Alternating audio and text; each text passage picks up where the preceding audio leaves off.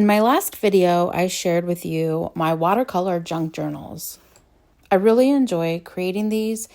I already have one that has a lot of warm colors, a lot of peaches and pinks, but I would like to start one with cool colors and greens and blues. And so I created this cover in my last video.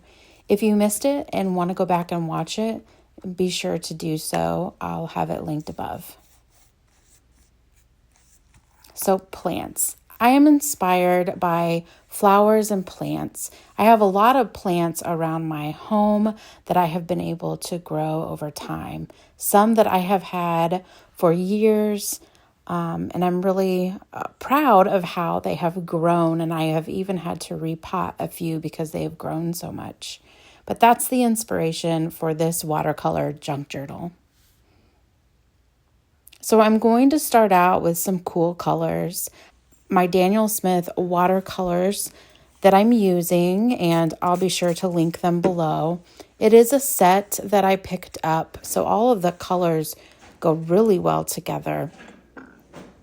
But there are several greens in this palette that make it fun to create some nice foliage and greenery and things like that. So I'm just going to use this strip of watercolor paper and do some practice strokes. Make some practice mark making with my paintbrush. The paintbrush that I'm using is a dagger brush. I will link the set that I purchased below so that if you want to go check it out, you can. It has 2 dagger brushes in the kit, and they are 2 different sizes, and I'll be using both of them today. The first one I am using is a 1/2 inch dagger, and a little bit later I will use the 1/4 dagger as well.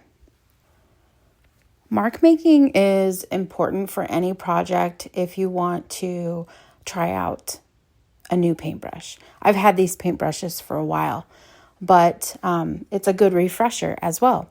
So going back and just playing around with the paintbrush and seeing what kind of marks you can make can really help you work on your completed piece later. The advantage of doing this as well is that I can use this within my junk journal. I can rip it up, I can tear it in half, I can cut it in 3 different sections and things like that. I can put that within my watercolor journal. So it's fun to be able to practice, and I'm using the 3 different colors of green and getting them all on here, and then I'm able to use them within my junk journal as a bookmark even, and yeah, all kinds of things.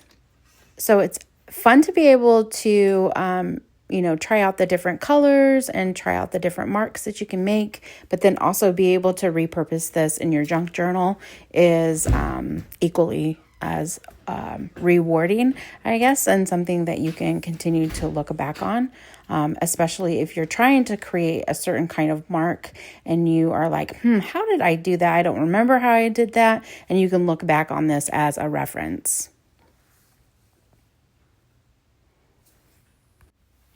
So let's start painting on our watercolor paper.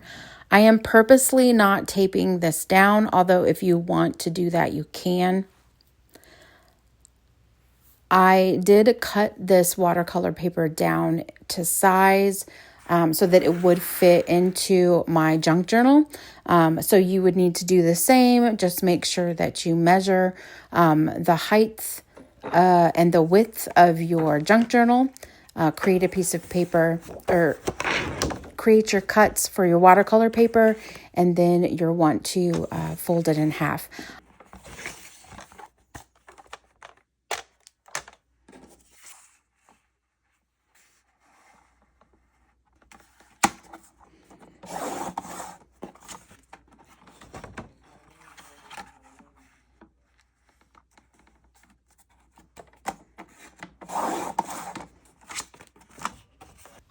I do use a scoring board whenever I do this, just so that I can make sure that my folds are nice and crisp and clean.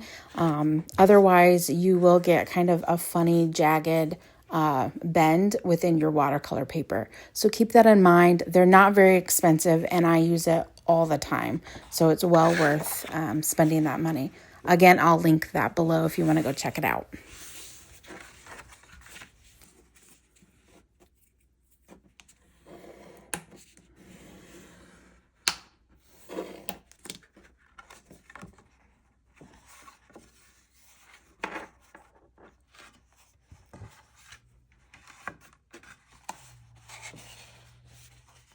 So my plan is to make 4 or 5 potted plants on this spread, and I'm just going to work kind of one at a time. And with my dagger brush, I love how I'm able to get these large leaves painted out, and I am using 2 of my greens. So let me just tell you the Daniel Smith greens that I'll be using in this process. I'll be using Cascade Green, Green Apatite Genuine, and Undersea Green.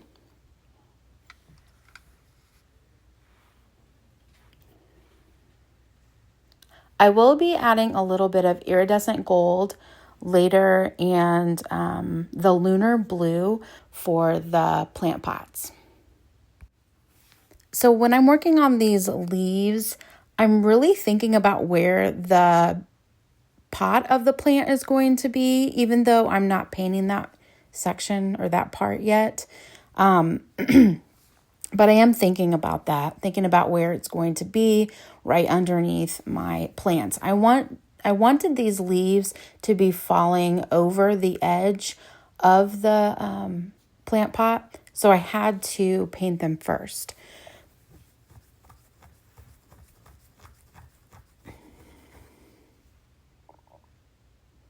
One thing I love about this dagger brush is that you can get some thicker paint strokes, but you can also get some very thin paint strokes as well. It's very versatile. You can even use the point in it to create some fun marks as well. You can also load the tip up with a lot more paint and then kind of have this nice paint wash effect because you'll have more paint on the tip of your brush and less paint on the bottom or the thicker part of the brush. And so you just kind of create these natural washes with every stroke. So as you can see here with the plant pot, you can see that at the tip I have a lot more paint or pigment on it, and so I'm able to kind of get that wash effect, which is really nice with the dagger brush.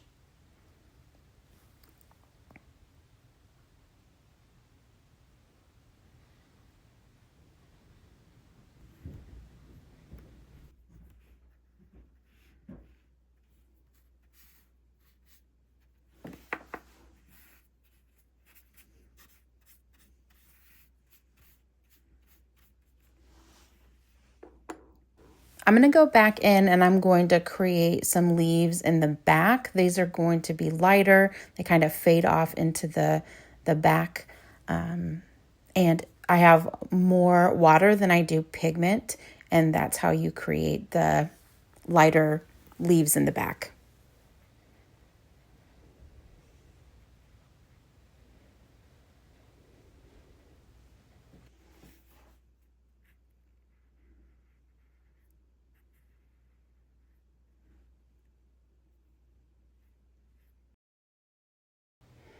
Again, here you can see that the tip of the brush is so great for just creating those really fine lines. I'm not applying a lot of pressure when I do this. I'm basically just dragging the brush across and creating these fun lines.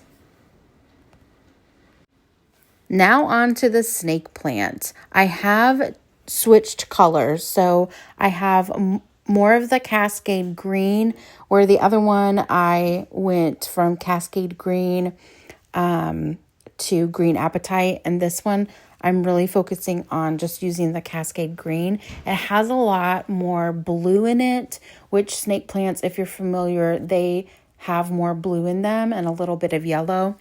And so it was just the perfect color for creating the snake plant. They're pretty easy to paint. You just take that dagger brush and you can turn it ever so slightly and create these nice curves as you drag your brush down to the base of the pot. And for this one, I did paint the pot in first. As you can see down at the bottom,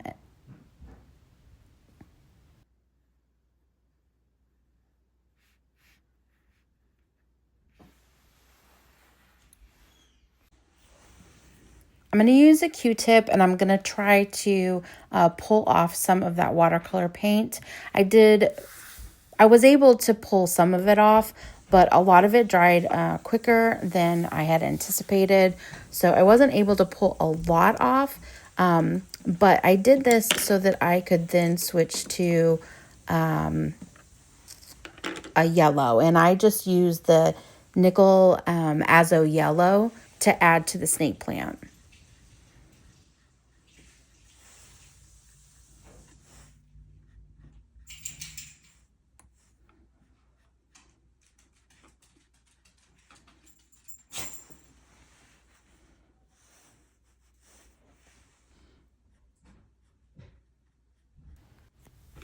I have such a love for watercolor because it has been something that I have grown into over my time as being an artist. I used to be so scared of watercolor, thinking that I was going to mess it up. But to be honest with you, it has been so much fun to work with. You can really get these great marks and these fun kind of abstract effects within your pieces that you're working on.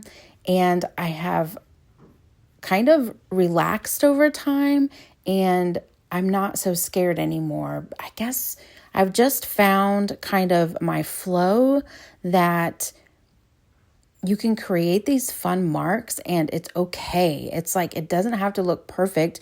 Nobody is going to look at it and think, oh, that doesn't look like a potted plant. You have this freedom in watercolor. No, there's almost a joy in it. Laying down the water and the paint and just kind of seeing what happens. And the watercolor junk journals are great for this because you're just practicing, you're discovering, you're playing, you're growing within this new medium, and it's really giving you a place that you can explore and try new things with watercolor. So really keep that in mind. You can't go wrong. You can't mess it up.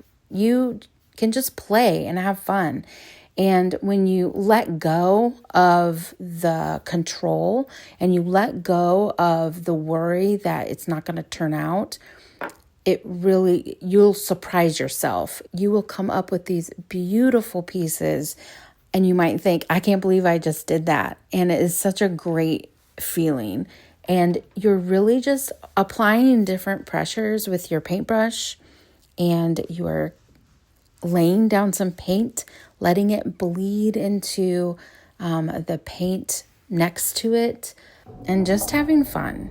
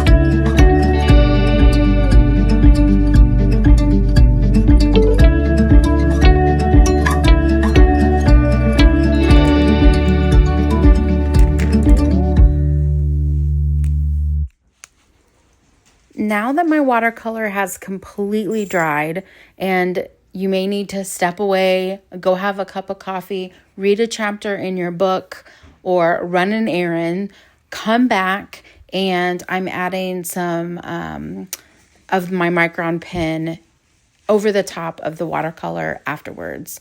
So a lot of times you'll see an ink and wash where you can draw the different things with the micron pen, and then you go in with your watercolor. Well, this is kind of the opposite of that. I've painted, and now I'm taking my micron pen and I'm going over the top of what I have done. I'm adding some marks within each of the plants just to create some excitement and some interest within each of those. I'm even creating some foliage that is just drawn in and doesn't have any watercolor behind it, just to add interest and just to have fun. Playing, discovering, and growing within your art practice is what I am all about. And I think it's so important to just let go and kind of see what happens. Don't be afraid to make that mark. Don't be afraid to draw in something. And again, you will surprise yourself. I think that working in a junk journal gives you the opportunity to just play around and have fun and not take it so seriously. And you can create some fun things. So I'm just going through the pots and I'm adding some more marks. I'm being very free and very loose with these marks. Again, if I go over the pot, if I go, out of the quote unquote lines, that's totally fine. I'm just scribbling, making marks, and having fun.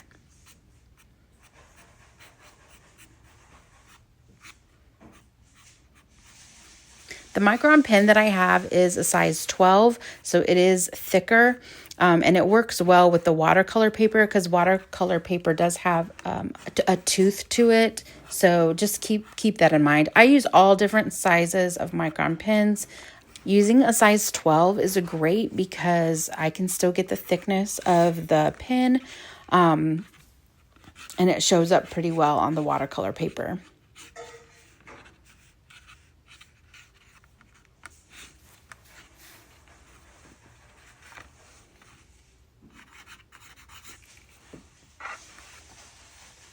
So what do you think? This is my first page for my watercolor junk journal with all of my blues and greens. I can't wait to try out some more spreads for you, and I'll show you how to put it into the book. So I have 2 pieces of watercolor paper that I have created here. So I'm putting them both in at the same time, and you just slide it through the elastic band.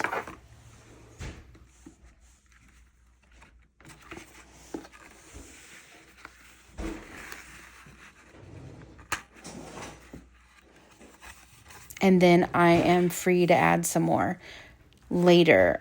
So here's my practice sheet. I'm just going to tear this bottom piece off and then see how big it fits and tear a little bit more. And I'm going to add that in as a bookmark for now. I may decide to do something different with it later.